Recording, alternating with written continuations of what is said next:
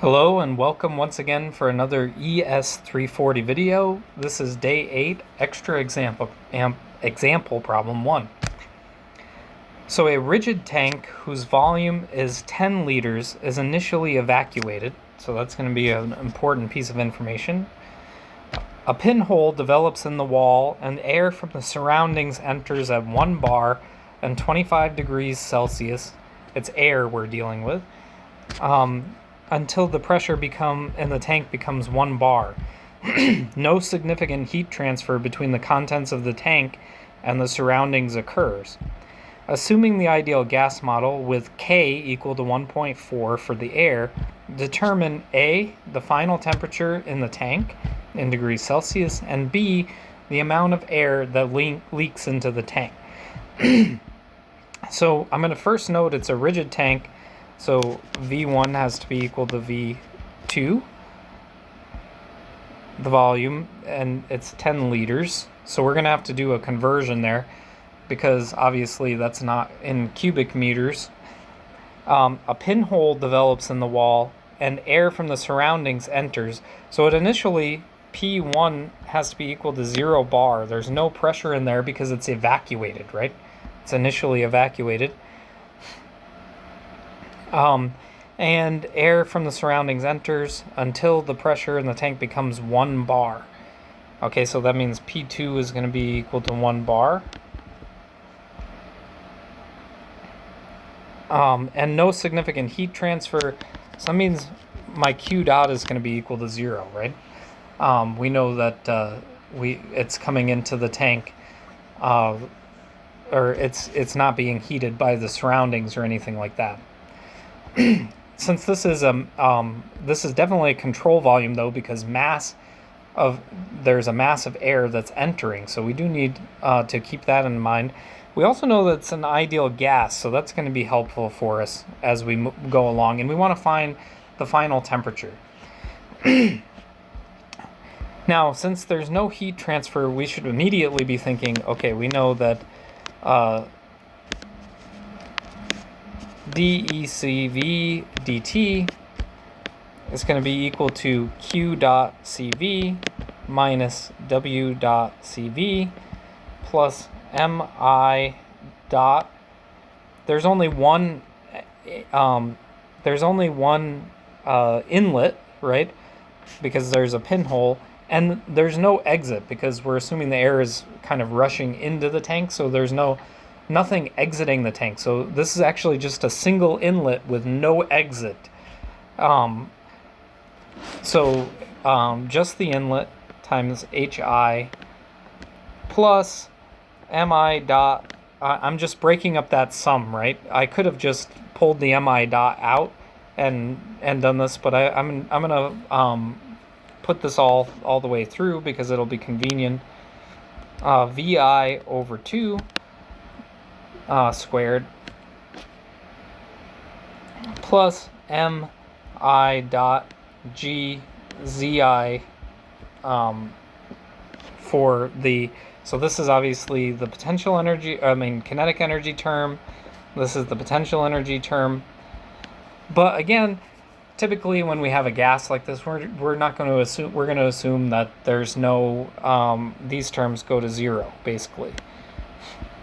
Unless we had like an actual velocity of the air, right? We were given, we weren't given any velocity information actually, but if we were given a velocity of the mass of air, then we could potentially account for kinetic energy terms, but we don't have that here.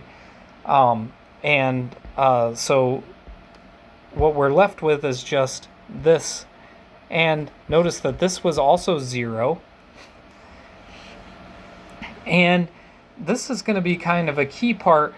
This is going to be 0 because there's no work being done. Remember that we broke up the total work, into 2 pieces. One was this WCV term, and that's related to anything that's doing any kind of mechanical work, right? It could be a stir, some kind of mechanical stirring going on. It could have been an electric motor or something like that doing the work. that's going to be accounted for in these terms, and this term itself is going to be accounting for the work that's being done by the air expanding, right? This MIH term is going to account for the work done by the air that's expanding, and so that is what we're going to be left with. So what this means is dECV dt, the change in energy, is going to have to be equal to mi dot hi. That's all that we're left with after getting rid of all of those other terms. Excuse me.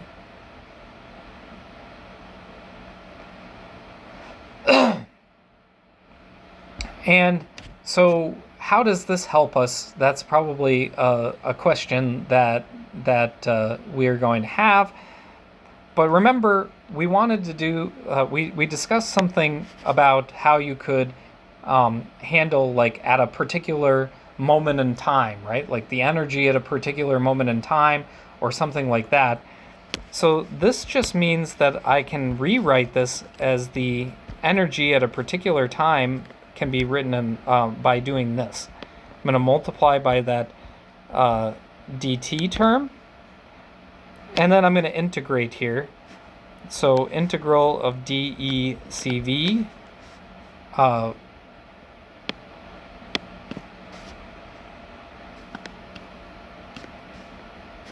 say from E1 to E2 is going to be equal to the integral of mi dot hi dt.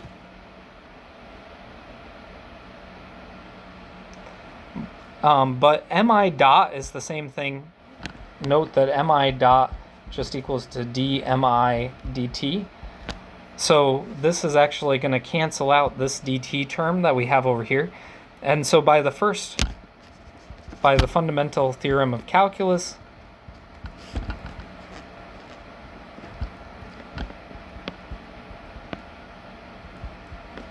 this is just going to be the, from M1 to M2, this is just going to be delta ECV is going to be equal to HI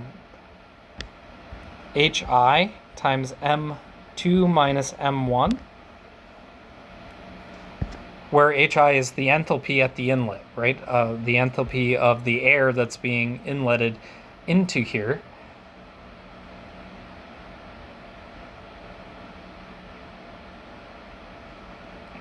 And furthermore, note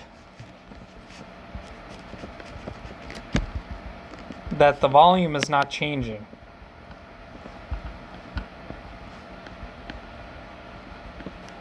This is going to be a key piece since the tank is rigid.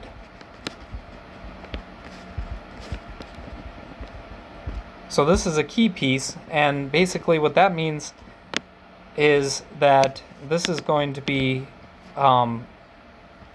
HI is going to be actually equal to UI in this case.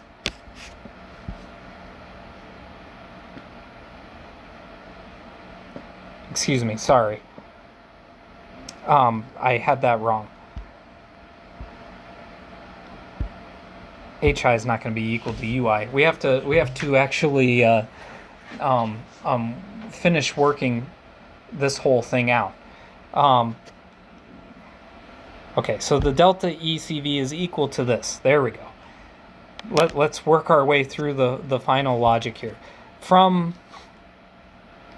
the energy balance again. So this was this energy balance was the energy flow balance, right? From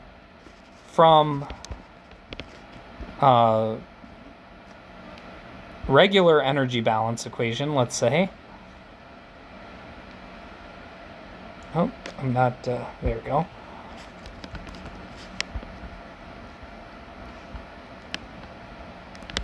We know that delta ECV is going to be equal to delta KE plus delta PE. Again, we're going to ignore those terms.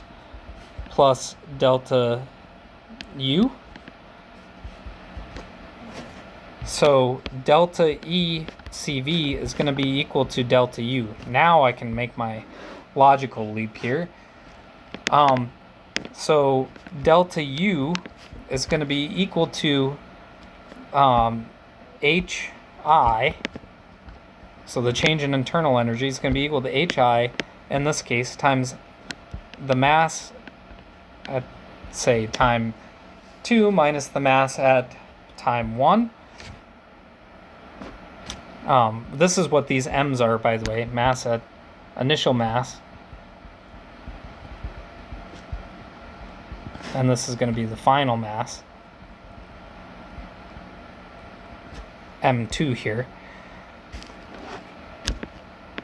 So this is going to obviously relate these two things, or M2U2 minus M1U1 is going to be equal to HI M2 minus M1. Now, it seems like I'm going off on a tangent here, but the reason is I really need this delta U term to find the change in temperature, right? If it's an ideal gas, we have this nice equation for the change in temperature. So I just want to remind, and that's why we were heading off in this direction. I should have mentioned that earlier, but that's why we were heading off in this direction here. Okay. And so, and the reason for this, of course, is that there's a change in mass that's happening, which is why we can't just call this, say mass 1 or something like that on the left-hand side. The mass is changing, so that's going to give us, that's going to be a part of the change in the internal energy here. Okay, so now we have to think about what was the initial mass in the tank. Well, the initial mass in the tank was equal to 0. And because of that, M1 is equal to 0. That means these terms go away. And what we find is M2U2 is equal to HI M2, or U2 is equal to HI. Remember, I was making that leap. The internal energy is equal to H here. We could have done that the way I initially said, but I think that it's kind of satisfying to work through and actually see that this is actually true. So we need to actually make sure that we know how to do these kinds of things. So the final internal energy is going to be equal to the inlet enthalpy of the air that's coming in. Okay, great. So we've proven that this is true. Furthermore, using the fact that it's an ideal gas,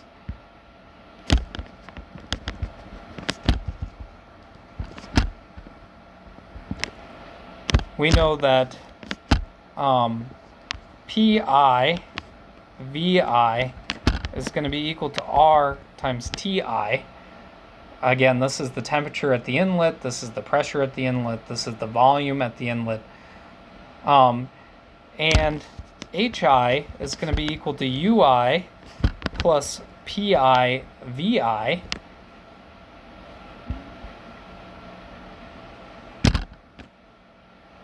So because of that, we can substitute RTI in here.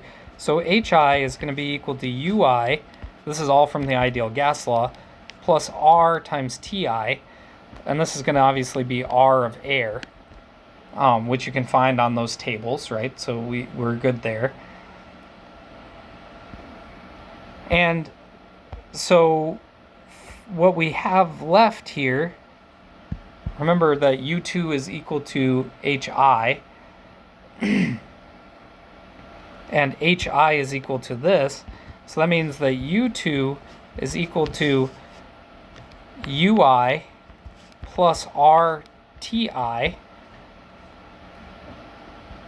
or U2 minus UI is equal to RTI.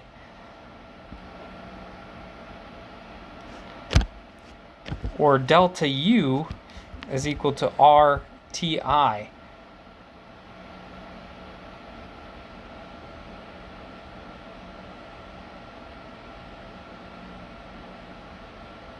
Okay, now the final thing is that since it's an ideal gas,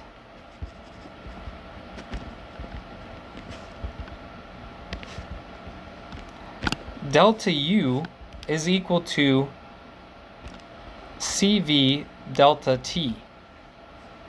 Okay, so we've figured out what delta U is equal to here by working through all of these steps, and we did actually use that it's an ideal gas, but we also know that this is true for an ideal gas. So basically, delta U has to be equal to RTI, which has to be equal to CV delta T, and K is going to be, sorry, I have this backwards. I want CV. CV is going to be equal to R over K minus 1. Okay, so that since that is true, then we can figure out what CV is. CV is that R of air, but we're not going to end up needing that.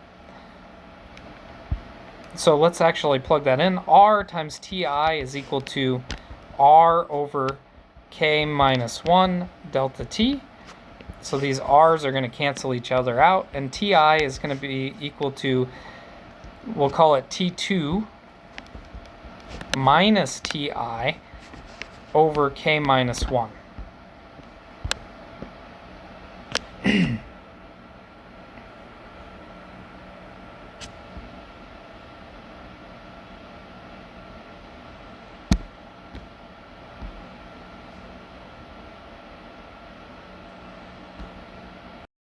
Okay, so we have Ti is equal to T2 minus Ti over K minus 1. And what we can do is then obviously we can rearrange, so multiply by K minus 1. So we get Ti times K minus 1 is equal to T2 minus Ti. And then T2, again, some rearranging. I'm just adding the Ti over. T2 is equal to Ti plus Ti times K minus 1. And Ti is equal to 298.15 Kelvin. Now, that was given to us in Celsius. It was 25 degrees Celsius, but we need to use absolute temperatures here unless it's a difference of temperatures, right? So we need the absolute temperature. So solving for this, we get T2 is equal to, well, 298.15 Kelvin plus 298.15 Kelvin times 1.4, because that was my value of K, minus 1. And that gives me about 417.41 Kelvin, or 144.26 degrees Celsius, because that's what the problem asked us for in degrees Celsius, right? Okay, so now for part B asks for the mass, and again, this is an ideal gas, so PV is equal to M times RT, which means that M is equal to PV over RT, obviously just rearranging, and P2 V2 over RT2. Now P2 was given, we had 1 bar. The volume, of course, V2 is the volume in the tank that had the pinhole, and that was 10 liters, but we have to convert. So 1 liter's 10 to the minus 3 cubic meters, which means 10 liters is 10 to the minus 2 cubic meters. That's my V2. And we just found T2 to be 417.41 Kelvin. And then from table 3.1 and section 3.11 of your textbook, the R value for air is 0.287. So, and you can, this is kilojoules per kilogram times Kelvin. And we can also do this by finding the capital M value, as I've noted before. So now I'm going to convert the bar to kilonewton per meter squared, which is the same thing as a kilopascal, by the way. I'm going to convert it to kilopascals because that's the easiest way to get it in terms of kilojoules, which is typically what we're looking for. And then I obviously have to multiply that times that second volume, which was 10 to the minus 2 cubic meters. And we're just going to substitute in the R value and the T2 value. And what we find is that we get 0.00835 kilograms, because notice that we have kilograms here. But the problem asked us for it in grams, so that's going to be, if I multiply times 10 to the minus 3, that gets me to the grams. So 8.35 grams. Hope that you enjoyed this video. See you again soon.